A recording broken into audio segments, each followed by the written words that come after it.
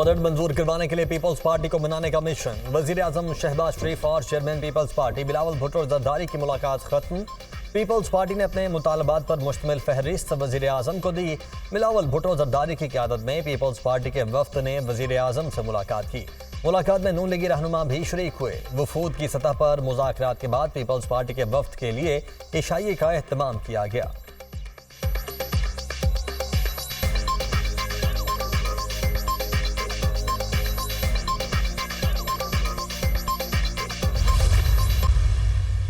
ये बजट दर हकीकत economic terrorism है पाकिस्तान की अवाम के खिलाफ और पाकिस्तान के मुस्तकबिल के खिलाफ। ये बजट बनाया गया है जनाब स्पीकर इकोनॉमिक हिटमैन के जरिए, जो ये मुल्क की बुनियादें हिला देना चाहते हैं।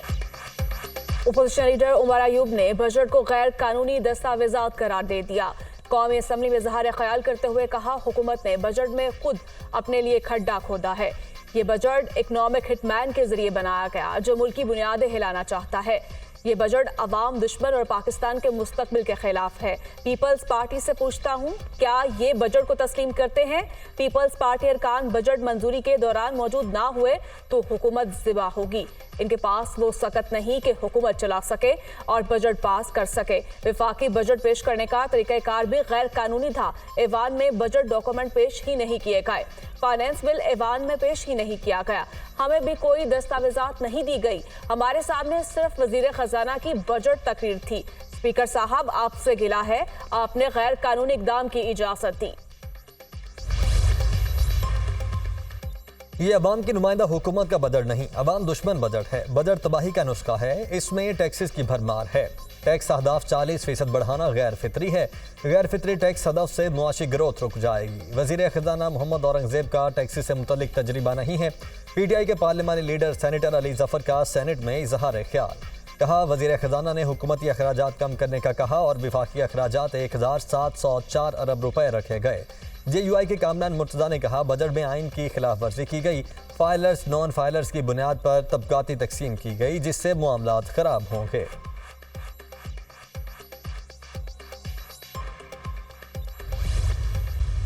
एक SRO के तहत एक स्पेसिफिक कंपनी एक स्पेसिफिकेशंस के तहत अरबों रुपए का फायदा पहुंचाया गया। SRO बाद में निकला और इंपोर्ट्स जो थी वो पहले हो गई।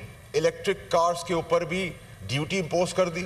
मशवरा ये था कि जी अगर इलेक्ट्रिक कार्स बनेंगी तो हम उन पर ड्यूटीज इंपोज कर देंगे। एक पॉलिसी के तहत जिसके अंदर आप एक तबके को फायदा दे रहे और एक तबके को नुकसान मिला रहे, वो नुकसान हमारा बाय एंड लार्ज पूरे मुल्क का है। सेनेटर फैसल वोरा के इलेक्ट्रिक हाइब्रिड गाड़ियों पर टैक्स की शरह बढ़ाने की मुखालफत। PTI हुकूमत में गाड़ियों की एक कंपनी को फायदा पहुंचाने का भी इंकशाफ। सेनेट इजलास में इजहार ख्याल करते हुए कहा, इलेक्ट्रिक कारों पर ड्यूटी लगा दी गई। गरीब आदमी के लिए 600 सीसी गाड़ी 26 लाख रुपए की कर दी गई। गाड़ी वाला मोटरसाइकिल और मोटरसाइकिल वाला साइकिल पर आ जाएगा। जो पॉलिसियां बनाई जा रही हैं उनसे एक तबके को फायदा और मुल्क को नुकसान हो रहा है। ये बताया जाए कि गाड़ियों के मामले पर किसको फायदा दिया जा रहा है। हर चीज अब IMF पर नहीं डाली जा सकती। PTI हुकूमत में एक SRO निकाला गया। SRO बाद में आया, गाड़ियां पहले मंगवा ली गई। गाड़ियों की एक कंपनी को अरबों रुपए का फायदा दिया गया। SRO के मुतालिक शायद वजीर आजम को भी इल्म नहीं था। मैंने उस वक्त के वजीर आजम के नोटिस में मामला लाया। अब ऐसा ही इस हुकूमत ने भी किया है। इलेक्शन ट्राइब्यूनल्स की तश्कील का लाहौर हाई कोर्ट का फैसला मुअत्तल करने की इलेक्शन कमीशन की इस्तदा मुस्तरद। सुप्रीम कोर्ट ने लार्जर बेंच की तश्कील के लिए मामला 3 रुकनी कमेटी को भिजवा दिया। अटर्नी जनरल को नोटिस जारी। सिंध और बलोचिस्तान हाई कोर्ट में इलेक्शन ट्राइब्यूनल्स के क्याम के लिए अपनाए गए तरीक़ाकार की तफसीलात भी तलब कर लीं। चीफ जस्टिस ने रिमार्क्स दिए कि आइन बिल्कुल वाज़ेह है। इलेक्शन ट्राइब्यूनल्स का इख्तियार इलेक्शन कमीशन को हासिल है। हमने आइन और कानून के तहत हल्फ उठा रखा है, अदालती फैसलों पर नहीं। पार्लियामान के कानून के बाद ऑर्डिनेंस कैसे लाया जा सकता है? ऑर्डिनेंस लाने की क्या वजह थी? कोई इमरजेंसी होती तो समझ में आता है। ये भी इलेक्शन में मुदाखिलत है। पार्लियामेंट कानून बनाती है, हम कानून की हिफाजत करते हैं। जिसका काम है उसे करने दिया जाए। एक मीटिंग में बैठकर सब तय किया जा सकता है। ऑर्डिनेंस सुप्रीम कोर्ट में चैलेंज नहीं हुआ, इसलिए नोटिस नहीं कर सकते।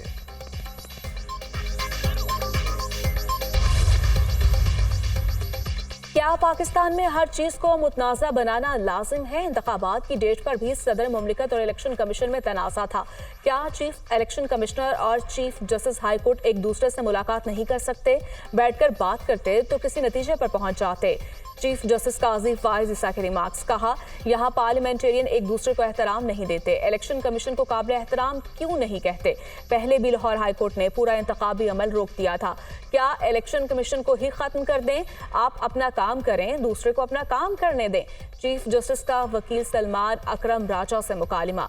जस्टिस नईम अख्तर अफगान ने कहा, खैबर पख्तूनख्वा में इलेक्शन ट्रिब्यूनल्स इलेक्शन कमीशन ने कायम किए।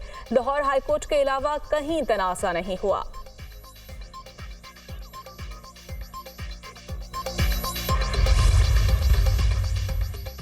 9 मई से मुतल्लिक रावलपिंडी एटीसी जज से बानी पीटीआई और शाह महमूद कुरैशी समेत दीगर के केसेस ट्रांसफर करवाने की दरखास्त का तहरीरी फैसला जारी।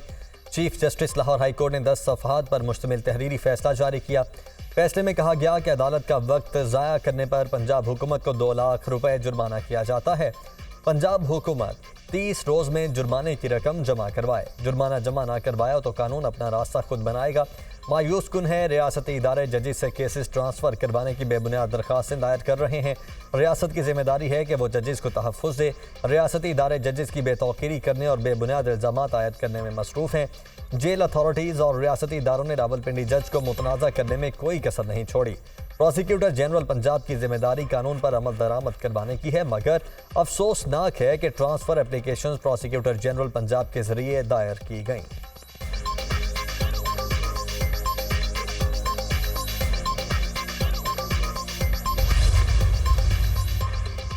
चीन का आला सतह का वफ्द आज पाकिस्तान पहुंच रहा है। 22 जून तक ये दौरा जारी रहेगा। सीपैक से मुतालिक मुश्तरका मीटिंग्स होंगी। सीपैक को आगे बढ़ाने से मुतालिक बात होगी। चीनी वफ्द अस्करी क़यादत से भी मुलाकात करेगा। वज़ीर इत्तलात और नशरियात अता तारर की प्रेस कॉन्फ्रेंस। कहा, चीन की तरफ से सीपैक को अपग्रेड करने की बात की गई है। चीन के वफ्द का पाकिस्तान आना खुशाइन है। वज़ीर आज़म ने चीनी शहरियों की सिक्योरिटी पर तवज्जो दी है। पाक चीन दोस्ती सियासत से बालातर है। ईद पर सफाई सुथराई के अच्छे इंतजाम किए गए। ईद पर लोग पार्कों का रुख करते और कुछ लोग ग्रिड स्टेशन का दौरा करते हैं। ग्रिड स्टेशन पर जाकर बटन ऑन करना कल्चर बन गया है। 4 बटन ऊपर नीचे करने और फुटेज बनवाने से कुछ नहीं होगा। आपकी सियासी मजबूरियों का हमें अदराक है। मीटिंग्स में अलग रवैया और कैमरे के सामने अलग रवैया होता है। जो जुबान इस्तेमाल की जा रही है, इससे गुरेज किया जाए। मिलकर मुआमलात को चलाया जाए। चारों सूबे एक जैसे हैं। मुआमलात को हल करने के लिए कमेटी बनाई गई है।